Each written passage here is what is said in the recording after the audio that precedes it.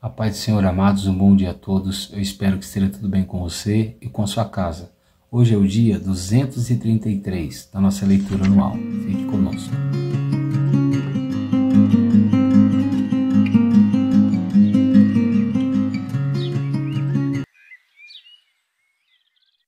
Bom, amados, nós estamos chegando no fim do livro de Jeremias, né? Um livro que nos ensinou muito sobre como Judá se tornou cativa da Babilônia, né? E por quais motivos Israel se tornou cativo da Babilônia.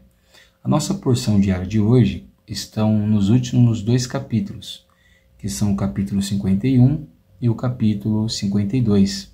Separe um tempo, faça essa leitura da melhor maneira que você achar adequado, né? O nosso texto devocional de hoje se encontra no capítulo 51 e o verso 45, que diz assim: Saia do meio dela, meu povo, que cada um salve a sua vida do furor da ira do Senhor. Amém? Bom, nós vimos no decorrer desse livro que Deus já vinha avisando, né, desde o profeta Isaías, sobre o castigo de Deus sobre Israel por causa dos seus pecados. E nós vimos que os pecados de Israel eram muitos, mas dentre todos eles nós podemos ressaltar alguns que Isaías destacou e que Jeremias também destacou. Entre eles nós vimos que, dados 7 anos, aonde no 7º ano eles teriam um ano sabático, e todo o judeu que tivesse escravo deveria libertar o seu escravo, Israel não estava fazendo, ou seja, Israel e o povo de Judá não estava tendo misericórdia, né, dos seus escravos, segundo a lei de Moisés. Outra coisa interessante é que eles abandonaram a lei do Senhor, então eles já não prestavam um culto verdadeiro a Deus, né? Eles começaram a adorar a Deus de uma forma corrupta, segundo a sua própria vontade e segundo o seu próprio querer. Nós vimos também que na região de Judá, não tanto quanto em Israel, mas nós vimos que a idolatria ficou impregnada sobre essas nações, né? De tal forma que eles adoravam a Deus e ao mesmo tempo adoravam outros deuses.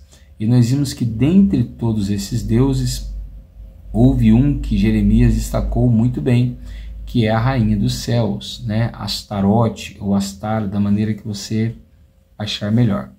Outro pecado que nós vimos muito constante de Israel e de Judá foi a sua rebeldia contra a palavra de Deus.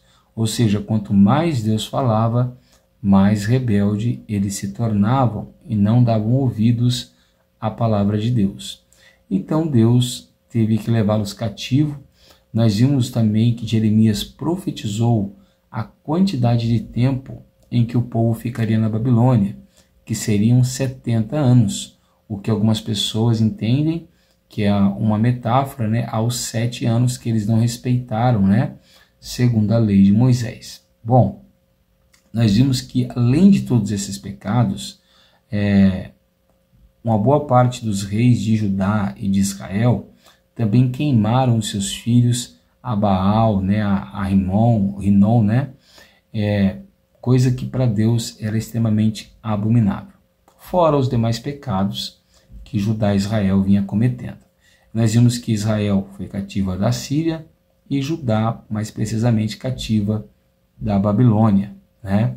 Nós aprendemos nesse livro também, e o que vai ficar muito bem claro no capítulo 51 e o verso 20, é que a Babilônia, embora fosse uma nação pecadora e que futuramente seria castigada, como nós vimos ontem, a Babilônia era um instrumento de Deus, né, para castigar o povo de Israel, que diz assim, capítulo 51, verso 20, Babilônia, você era o meu martelo e as minhas armas de guerra, por meio de você despedacei nações e destruí reinos.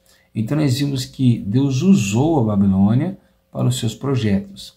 Essa não é a primeira vez que isso acontece na Bíblia Sagrada. Nós vemos que Deus usou o faraó para poder fazer com que o povo de Israel que estava no Egito sofresse um pouco mais. Deus endureceu o coração de Faraó para ele mesmo mostrar o seu poder sobre todos os deuses do Egito. Dessa forma, quanto mais Faraó endureceu o seu coração, Deus tinha a oportunidade de humilhar um outro deus do Egito e provar que não eram deuses, né? Nós vimos também que Naamã, né, que fazia parte do reino da Síria, um grande chefe do exército, ele era um servo do Senhor, ou seja, Naamã conquistou muitas vitórias porque Deus queria que Naamã conquistasse.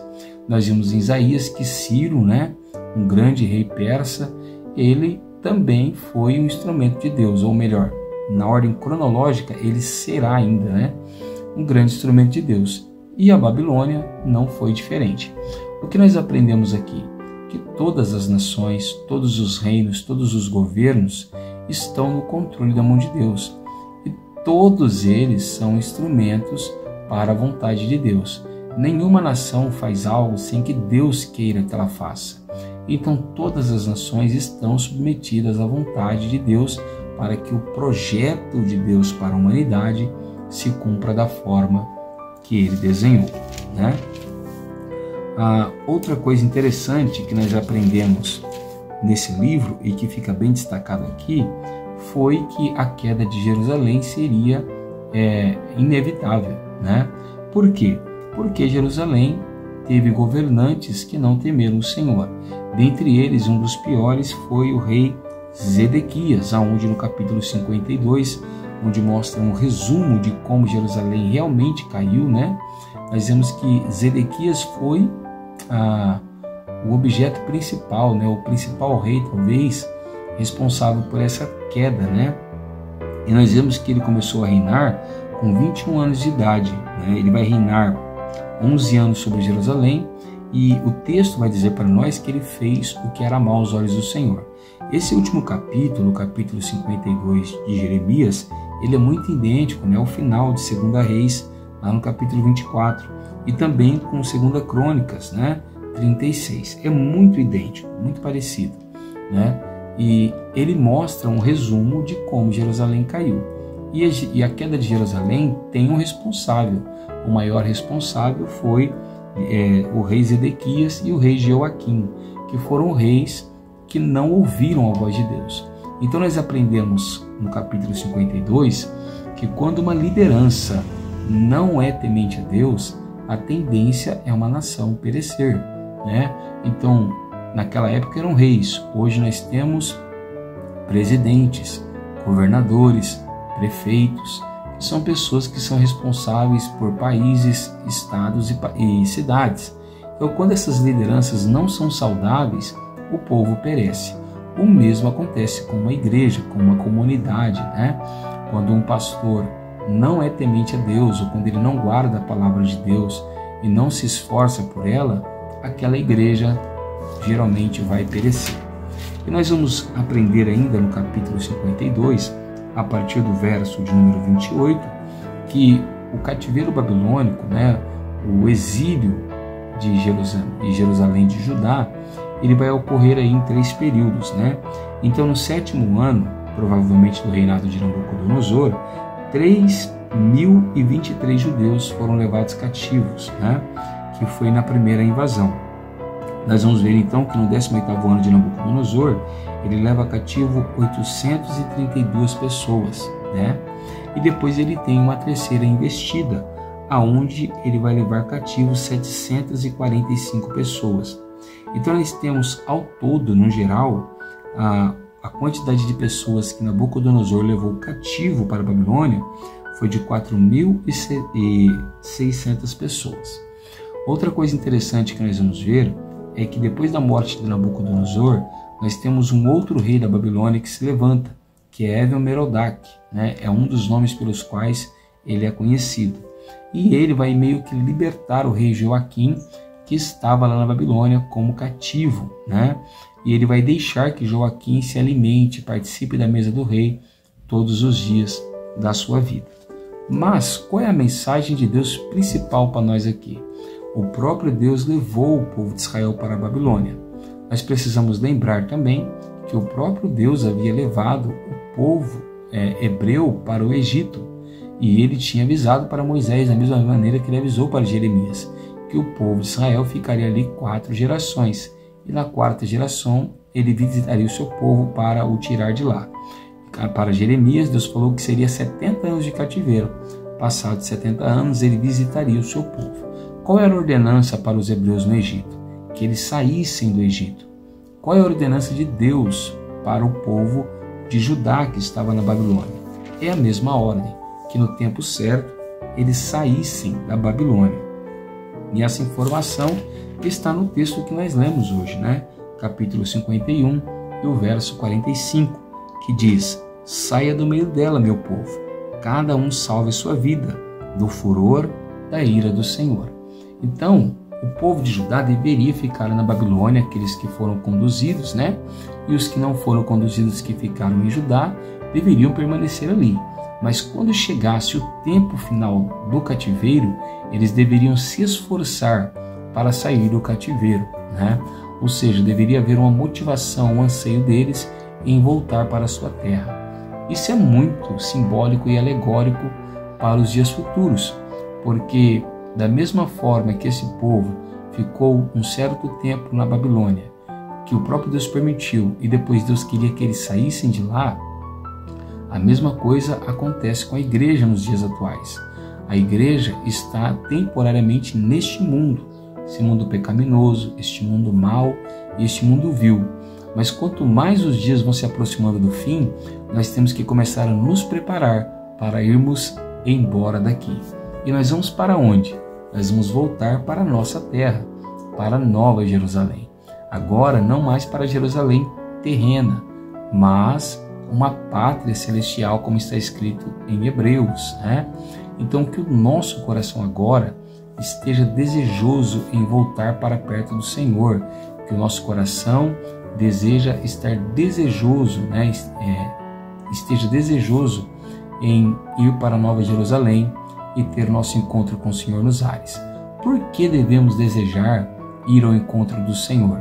Porque no grande dia do Senhor, quando Cristo vier buscar a sua igreja, Deus irá derramar a sua ira sobre as pessoas da terra que se rebelaram contra ele. Da mesma forma que no dia em que o povo de Deus for tirado da Babilônia, Deus derramará o furor e a ira dele sobre a Babilônia, assim como ele fez no Egito, castigando severamente o Egito com o anjo da morte. Assim também nos últimos dias o Senhor quer que nós sejamos salvos à glória e no mesmo tempo ele vai castigar também os ímpios com a sua ira. Amém? Que nós venhamos ter esse coração preparado para sair do meio dessa terra, do meio deste povo e do meio da Babilônia. Amém, amados? Que Deus te abençoe, fique com Ele. Eu sou o pastor Tiago e eu quero orar com você nessa manhã. Abra o seu coração, feche seus olhos e ore ao Senhor juntamente comigo. Senhor nosso Deus e nosso Pai, nessa manhã nós te louvamos, te bendizemos e te glorificamos pela sua bondade, pelo seu amor e pelo seu favor. Guarda, Senhor, o nosso coração, guarda a nossa vida e a nossa mente, que nós vamos estar desejosos em abandonar essa terra tão cedo, tão rápido como foi a libertação do cativeiro babilônico. Que assim como eles desejaram, Senhor, uma pátria celestial, uma pátria gloriosa, nós também venhamos desejar, ó Pai, uma pátria celestial e uma pátria gloriosa. Senhor, ó Pai, que nós, assim como eles voltaram para a sua terra, que nós possamos voltar para perto de Ti, onde é o nosso local e aonde nosso Senhor Jesus tem nos preparado morada. Nos abençoa, Senhor, até esse dia chegar. Cuida de nós e seja com o seu povo, não somente hoje, mas para todo o sempre. Amém, Senhor Jesus. Se você tem gostado do nosso trabalho, eu vou pedir para você deixar o like. Se você puder, compartilhe com alguém que precisa ouvir essa mensagem, né? Que precisa de um fortalecimento espiritual. Se você não se inscreveu ainda no canal da igreja, é só você se inscrever, ativar o sino e todas as manhãs você será notificado quando o vídeo for postado. Amém? Fique com Deus, que Ele te abençoe e tenha uma ótima quarta-feira.